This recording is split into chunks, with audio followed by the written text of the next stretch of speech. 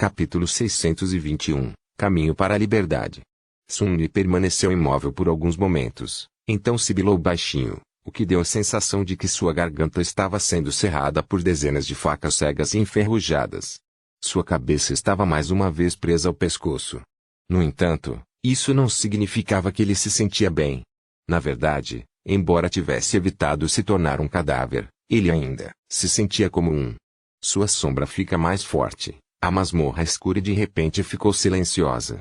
Saint deve ter acabado com a última das criaturas do pesadelo enjauladas, transformando ele e Elias nos últimos cativos sobreviventes do Coliseu Vermelho. Não importa o que acontecesse a partir de agora, as terríveis provas terminadas antes do tempo por sua mão. Sun-Yi sentiu um pouco de essência de sombra derramar em seus núcleos, reabastecendo um pouco as reservas vazias e fez uma careta. Isso não era muito. O jovem desperto também desperdiçou toda a sua essência enquanto curava Sun-Yi. Os dois não sobreviveriam se tivessem que travar uma batalha prolongada. Então, eles precisavam fugir do Coliseu rapidamente e antes que o resto dos belicistas percebessem sua fuga.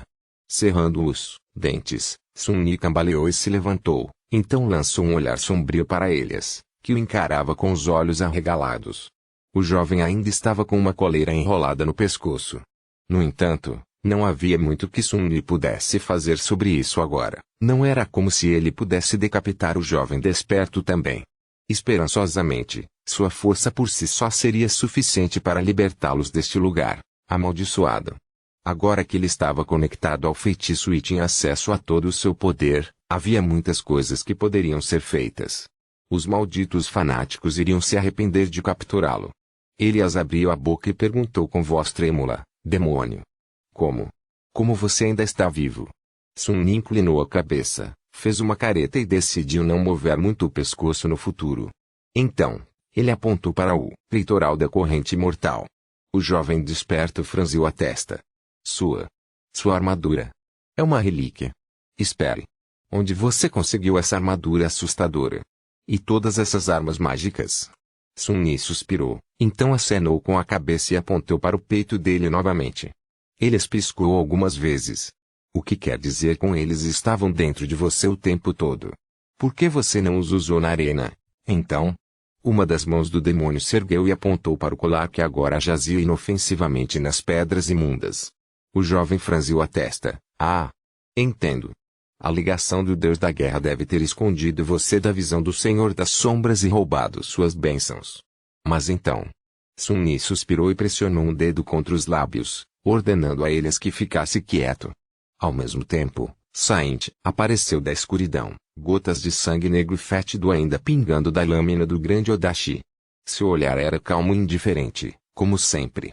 O jovem olhou para o demônio taciturno por alguns momentos, então se curvou respeitosamente. Você tem minha gratidão por vir em nosso auxílio, venerável senhora Shade.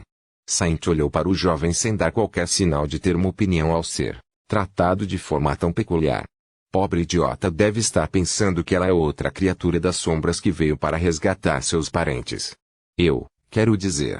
E a julgar por essa reação, ele também parece estar convencido de que ela é minha superior na hierarquia das sombras. Que diabos, porque os adolescentes estão sempre convencidos de que Saint é mais legal do que eu. Ele não estava com disposição para desiludir os jovens desse equívoco, no entanto. Além disso, não havia tempo. Um escudo de pipa queimado se manifestou a partir de faíscas de luz na mão de Saint e, ao mesmo tempo, a serpente da alma se transformou em um fluxo de escuridão fluindo e se transformou em uma espada reta de 2 gumes, esta semelhante à arma do gracioso cavaleiro. Havia exercido no passado. Sun-Yi hesitou, por um momento, então empurrou o cabo da Medinit Char para as mãos de Elias. Segurando a visão cruel em uma de suas mãos, ele se abaixou e pegou a terrível lâmina pesada do sacerdote vermelho com o par superior. Sun-Yi não sabia exatamente quais encantamentos o cutelo de 2 mãos possuía, mas como ele conseguiu cortar sua espinha adamantina sem muitos problemas, eles deviam ser excepcionalmente poderosos. Então, ele respirou fundo. E enviou suas sombras, ao longo dos corredores familiares da parte subterrânea do Coliseu e além deles, para encontrar um caminho para a liberdade. Sun-Yi era bom o suficiente em uma luta para sobreviver na arena e até ganhar o amor e a admiração dos malditos lunáticos que assistiram ao massacre e o adoraram. Mas seu verdadeiro chamado era permanecer, escondido na escuridão, mover-se sem ser visto e atacar inimigos desavisados das sombras para matá-los com um só golpe. A tarefa de escapar do Coliseu Vermelho sem ser notado foi muito mais fácil para ele do que conquistá-lo. Enquanto as três sombras deslizavam na escuridão, a pele do demônio de 4 braços que ele habitava mudou de preto obsidiano para cinza pálido mais uma vez, e Sun-Yi balançou, sentindo sua força e resiliência diminuírem enormemente. Ele cerrou os dentes e fez um gesto para que Lias o seguisse. Enquanto Saint desaparecia na escuridão, os dois se dirigiram para a saída da masmorra. Eles caminharam pelos corredores silenciosos, sentindo o vento frio soprar, lavando o fedor da masmorra de seus corpos doloridos. Como era noite e as batalhas não deveriam continuar, até amanhã, o Coliseu estava quase vazio, sem as multidões jubilosas que o enchiam durante o dia. Aqui e ali, Sun-Yi e Elias ainda encontravam os guerreiros, aqueles que, talvez, tivessem o dever de manter, limpar e preparar a arena para o massacre do dia seguinte. No entanto, todos que viram já conheceram Saint. Seguindo o rastro do demônio taciturno, os dois encontraram apenas cadáveres. Os seguidores da guerra foram mortos de forma implacável e silenciosa, cada um exigindo apenas um golpe. A cada morte, as reservas de essência de Sun-Yi eram reabastecidas um pouco mais. Mas mais importante do que isso, o caminho para a liberdade estava claro. Finalmente, depois de algo que pareceu uma eternidade, Sun-Yi encontrou suas 3 sombras esperando silenciosamente diante de uma pequena porta de madeira. Ele demorou um segundo, e então abriu.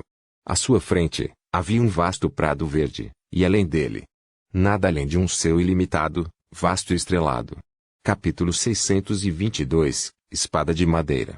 O amanhecer estava se aproximando, o que significava que eles não tinham muito tempo sobrando. Sun-Yi e Elias tiveram que deixar a ilha amaldiçoada do Coliseu Vermelho antes que a noite terminasse e as multidões de adoradores do Deus da Guerra chegassem para assistir ao massacre sacrificial na arena encharcada de sangue. Uma vez que eles estivessem em outro lugar, persegui-los se tornaria muito mais difícil, não apenas porque a antiga magia do demônio do desejo permaneceria muito atrás deles, mas também porque os guerreiros teriam que dividir suas forças para vasculhar todas as ilhas vizinhas. Quanto mais longe os dois escapassem, mais ampla a rede que seus perseguidores teriam que lançar. A essa altura, os fanáticos também teriam que lidar com o esmagamento. Sun-Yi não estava familiarizado com os limites ocidentais das ilhas acorrentadas, que pertenciam aos seguidores da guerra, já que ele nunca havia viajado nessa direção antes. Eles poderiam tentar escapar para o nordeste, em direção às montanhas ocas e ao Templo da Noite, mas essa região também não era familiar para ele.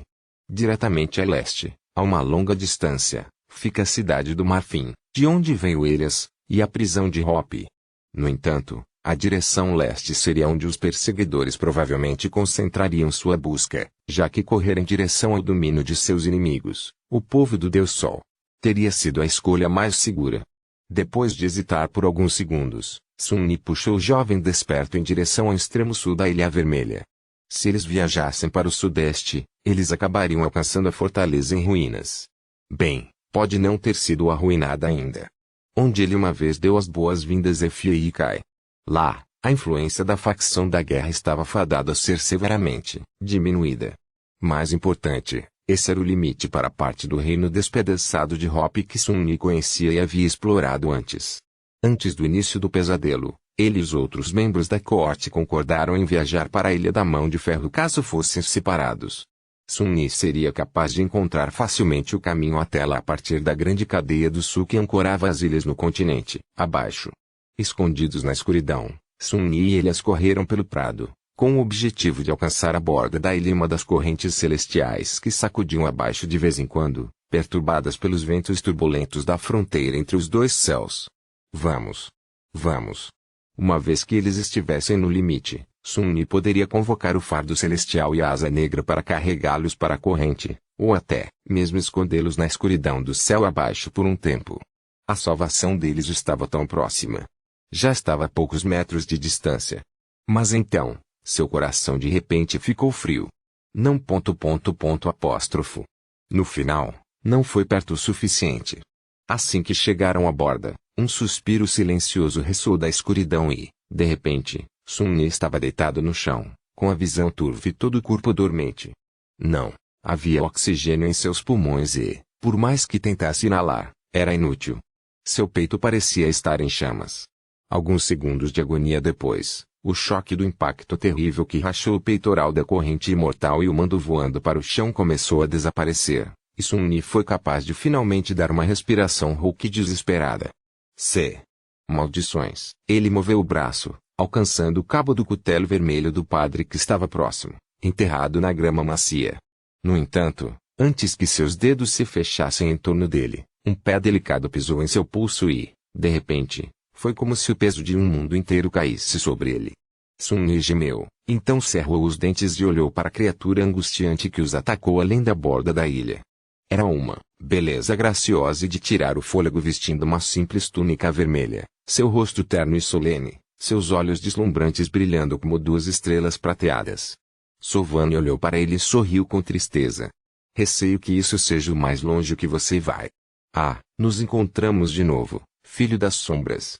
Sun-Yi olhou para o belo santo com um ressentimento sombrio queimando em seus olhos, negros e tenebrosos. Ele permaneceu imóvel, sabendo que seu pior medo acabara de se tornar realidade. A própria imortal transcendente havia chegado para caçá-los. Ele pensou febrilmente, tentando encontrar uma maneira de escapar da sacerdotisa da guerra. Soul Serpente e Saint ainda estavam escondidos em sua sombra, para que ele pudesse comandá-los para atacar.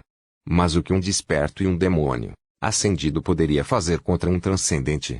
Um imortal que foi escolhido pelos deuses e viveu por pelo menos 1000 anos, nada menos.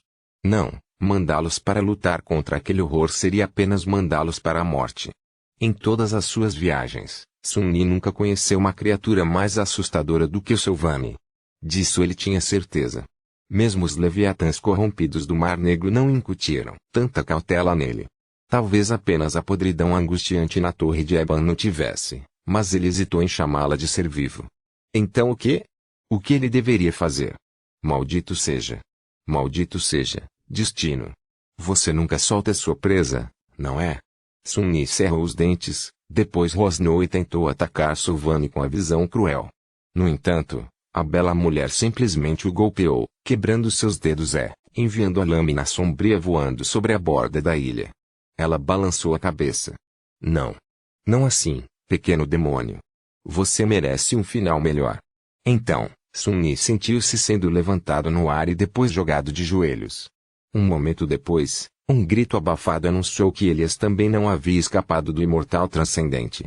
Sua figura esquelética caiu perto dele, uma careta de dor contorcendo o rosto jovem do jovem. Logo, o poder inatacável que pressionava Sun-Yi no chão desapareceu e ele conseguiu respirar novamente. Olhando para cima, ele viu Sylvani parado na frente deles, sua pele sedosa acariciada pela suave luz das estrelas. Ela olhou para eles com uma expressão inexplicável, seus longos cabelos castanhos dançando suavemente ao vento. Tem que haver algo que eu possa fazer, pensar. A sacerdotisa transcendente sorriu, o próprio mundo ficando mais brilhante com seu sorriso hipnotizante. As provas da vida acabaram. Eu os parabenizo, campeões. Embora alguns de seus inimigos tenham sido derrotados sob a cobertura da escuridão em vez da luz do dia, sob o olhar dos deuses, vocês os derrotaram mesmo assim. Você até matou um dos meus abençoados. Obrigado por dar aquilo que eu não pude. Você tem minha gratidão. Vocês dois. Sun-Yi olhou para a bela santa, congelada no lugar. Apesar de todo o ódio que nutria contra a monstruosa sacerdotisa, apesar de querer retribuir 100 vezes mais por todo o sofrimento que ela lhe causara, ele não pôde deixar de esquecer sua raiva e se encantar com sua beleza. Sylvani era esplêndida demais, encantadora demais. Seus olhos eram lustrosos demais, seu sorriso encantador demais, seus lábios mácios atraentes demais. Esta mulher foi criada para ser adorada. Para os homens fazerem guerras na esperança de ganhar o direito de ficar ao seu lado. Cai fora, idiota. Você não viu coisas bonitas antes? Coisas bonitas são sempre as mais mortais.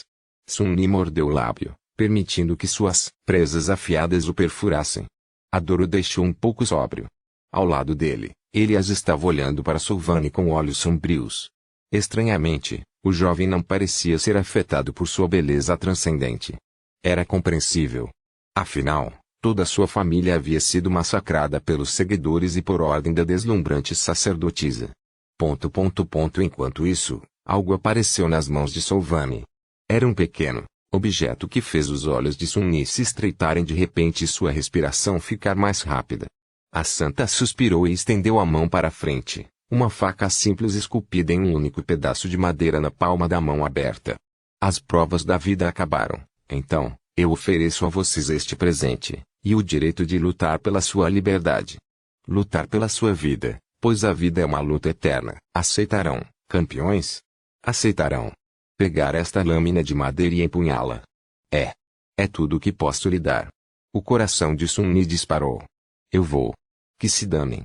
O conto de fadas sobre uma espada de madeira que Elias uma vez compartilhou com ele, na verdade, inexplicavelmente, acabou sendo verdade. E mais do que isso, Sun-Yi reconheceu a espada instantaneamente. Ele já havia segurado aquela faca de madeira uma vez, muito tempo atrás. Muito no futuro. Esta foi a faca com a qual ele matou Solvami. Capítulo 623, Desejo Ardente. Sun-Yi olhou para a faca de madeira, a dor sufocante ainda irradiando do local onde Solvami o atingira. O transcendente foi tão rápido que ele nem viu ou sentiu o golpe dela. Não que isso importasse mais. Enquanto ele estudava a lâmina familiar, diferentes pedaços de conhecimento de repente se encaixaram, revelando uma verdade assustadora. Atordoado pela revelação sombria, Sun-Yi estremeceu. Claro.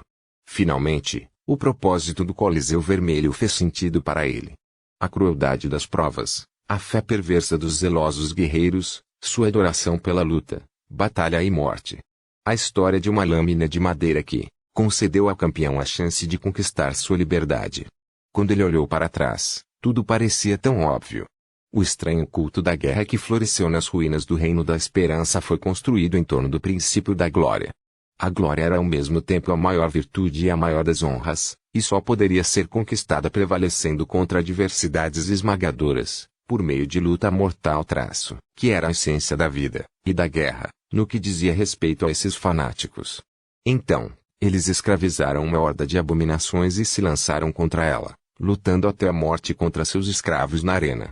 A cada batalha, os fracos eram massacrados e os fortes viviam e lutavam contra inimigos mais poderosos no dia seguinte. Tudo sob os olhares radiantes da multidão jubilosa. Aqueles que morreram pereceram na busca pela glória, e aqueles que viveram chegaram cada vez mais perto de ganhá-la. Esse era o ritual de sacrifício que os seguidores da guerra realizavam a cada década, derramando sangue em nome de seu sonho glorioso.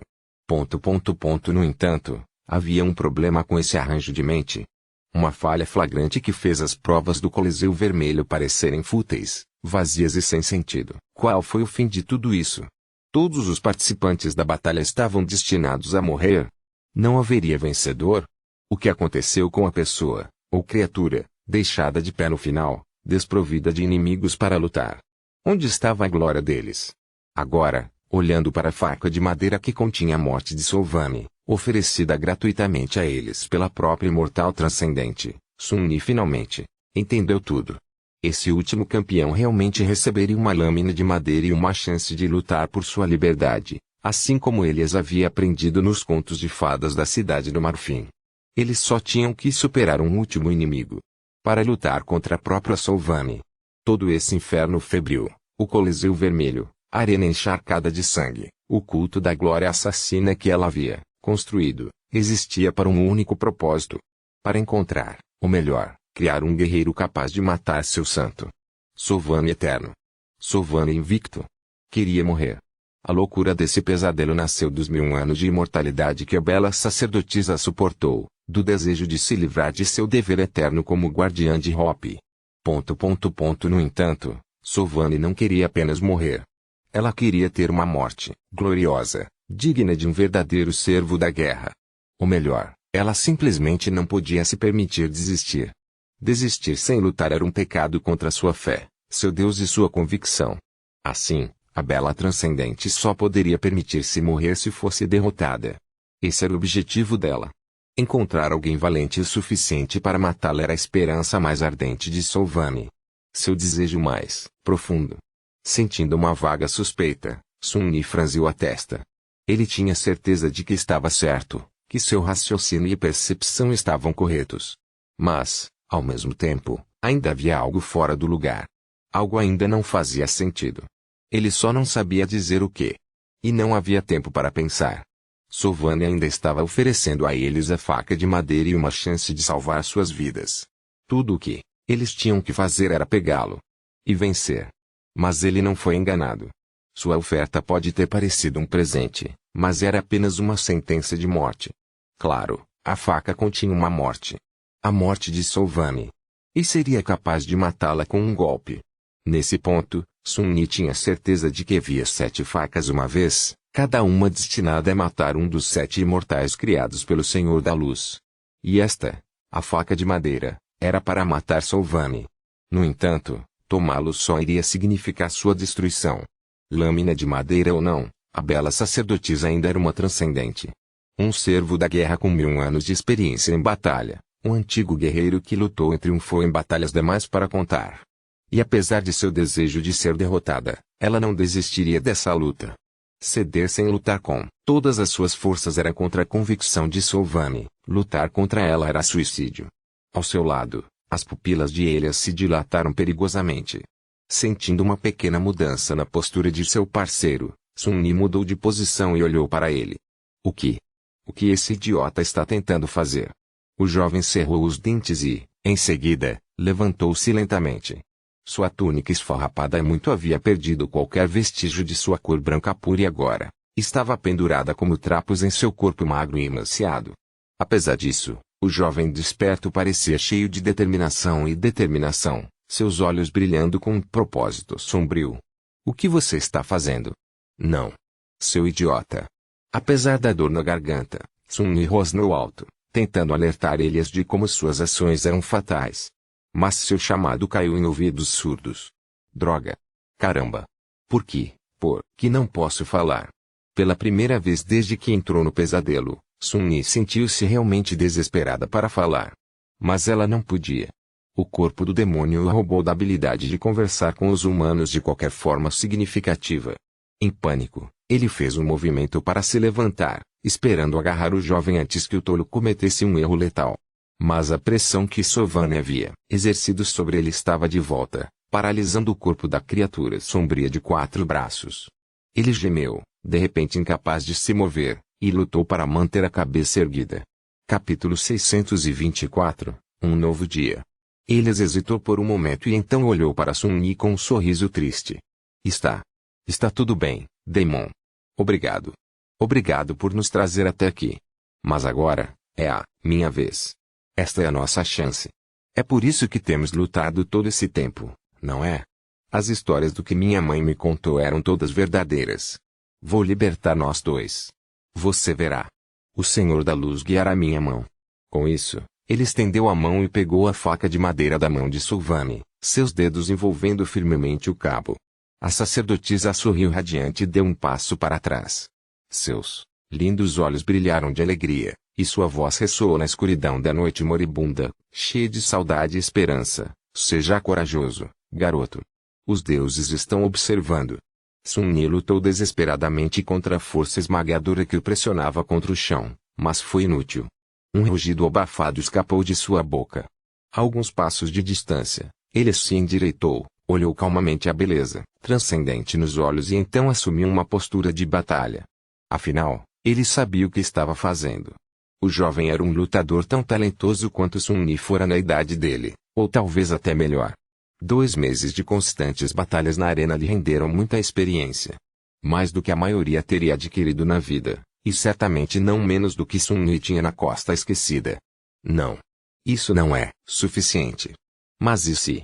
E se eles realmente tivessem uma chance? Sun-Yi também conseguiu muitas coisas impossíveis e viu outros fazerem o mesmo. Mesmo nas situações mais terríveis, sempre havia esperança. Essa foi uma lição que ele aprendeu contra todas as probabilidades no inferno de Forgotten Shore e, mais tarde, no mausoléu de pedra do Ninth Temple. Sem perder tempo com dúvidas e hesitações, Elias enviou sua essência de alma fluindo em uma inundação furiosa e disparou para frente, movendo-se com graça e velocidade que poucos despertos poderiam esperar alcançar. Sua mão voou pelo ar, rápida o suficiente para parecer um borrão quase imperceptível. O golpe foi rápido e astuto. No entanto, foi apenas uma finta. Sua verdadeira intenção era atacar por baixo, e estava escondida, quase perfeitamente. Não havia sinal de que o jovem se preparava para mudar a direção do golpe. Ele aprendeu bem assistindo à luta de Sun-Ni. Mas se Sun-Ni podia ver, então Sovani também podia. Seus olhos se estreitaram. Uma fração de segundo antes da faca de madeira atingir a carne do transcendente, ele de repente tropeçou, então diminuiu a velocidade. Dando alguns passos instáveis para a frente, ele balançou e de repente caiu no chão. Uma fina linha vermelha apareceu em seu peito e depois se abriu em uma torrente de sangue. Acima dele, Sovani suspirou de tristeza e abaixou a mão, uma única gota carmesim caindo de seus dedos delicados. Seus lábios tremeram e, então, um sussurro quase inaudível chegou aos ouvidos de Sun-Ni. Original. Ele não ouviu, no entanto. Congelada, Sun-Ni olhou para Elias, que jazia imóvel no chão, a grama encharcada de sangue. O rosto imóvel do jovem estava voltado para ele, seus olhos azul claros ainda abertos. No entanto, aqueles olhos, que antes eram brilhantes e vivos, agora estavam opacos e vazios, refletindo a escuridão sem limites do céu noturno. O rosto de Elias parecia quase pacífico. O jovem estava finalmente livre.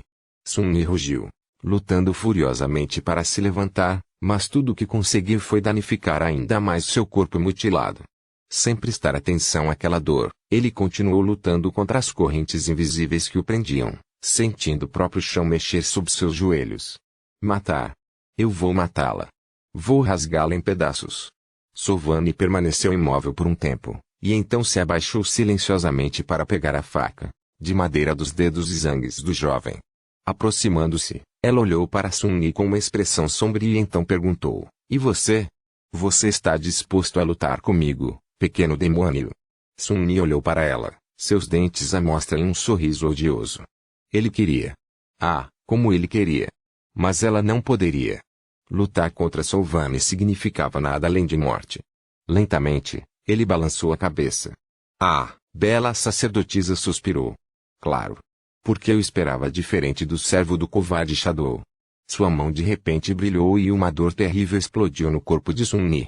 Olhando para baixo, em um déjà vu mórbido, ele viu um braço gracioso projetando-se de seu peito, o peitoral da corrente imortal quebrado em pedaços. Sovani fez uma careta e tirou a mão do peito quebrado, arrancando facilmente o coração ainda batendo no processo.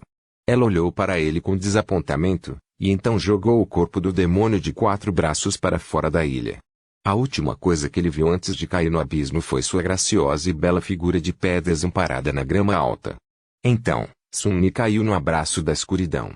Seu corpo voou para baixo, cada vez mais rápido, desaparecendo rapidamente no nada do céu abaixo. Logo, estava tão longe da Ilha Vermelha que nem mesmo uma lembrança da luz do sol poderia chegar tão longe. Seu peito foi rasgado e seu coração foi violentamente arrancado dele, deixando para trás uma ferida angustiante. Depois de cair por um tempo, Sun-Ni suspirou.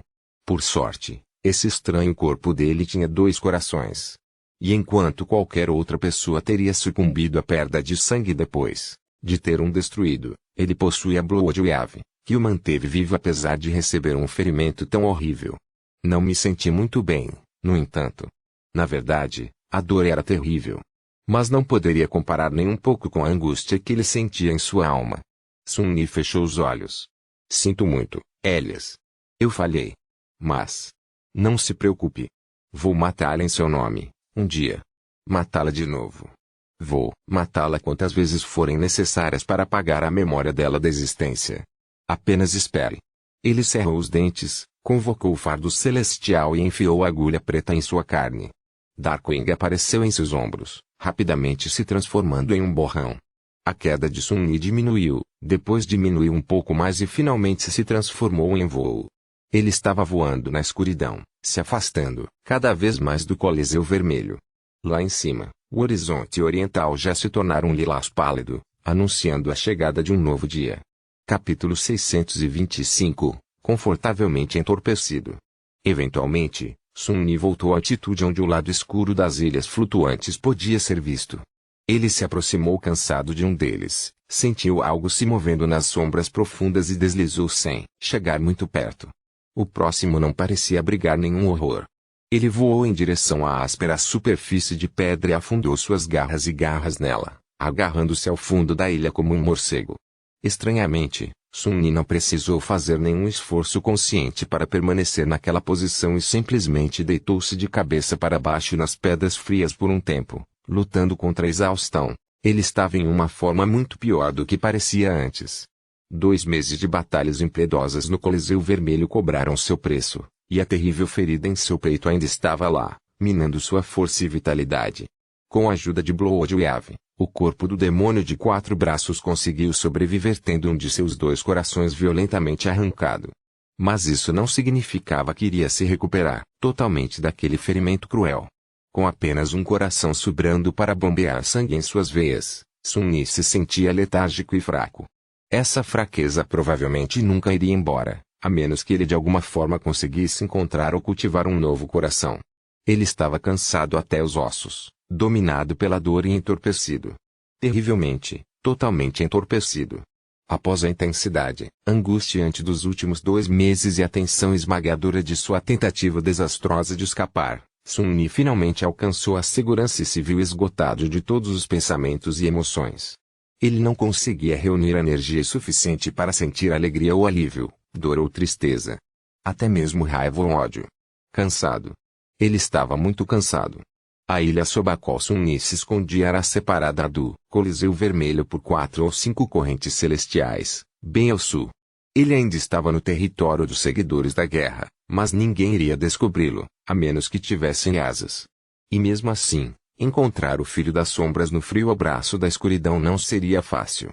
No entanto, ninguém estava olhando. Afinal, ele foi considerado morto. Sun-Ni olhou para o peitoral quebrado da corrente mortal e então dispensou a armadura danificada para dar a ela uma chance de se consertar. Então, ele convocou o manto do submundo e engasgou quando seu metal ônix envolveu seu peito mutilado. A intrincada armadura negra abraçava seu corpo torturado, acalmando suas dores. Sun-Ni duvidava que alguém do mundo real fosse capaz de espioná-lo aqui, nas profundezas de um pesadelo. Mas mesmo que pudessem, ele não se importava mais. Ele só queria estar seguro e protegido. Assim que o temível manto escondeu suas feridas, Sun-Ni fechou os olhos cansadamente. E mergulhou no nada de um sono profundo e sem sonhos. Sede. E dor. Essas foram as primeiras coisas que Sun-Ni sentiu antes de lentamente se lembrar de quem ele era, o que ele era e onde se encontrava. Ele estava no inferno. Onde mais? Adormeci. Ele abriu os olhos e viu a superfície áspera da pedra nua à sua frente. Sun-Ni ainda estava agarrado ao lado de baixo da ilha, suas garras enterradas profundamente nela e segurando no lugar como pitões de ferro.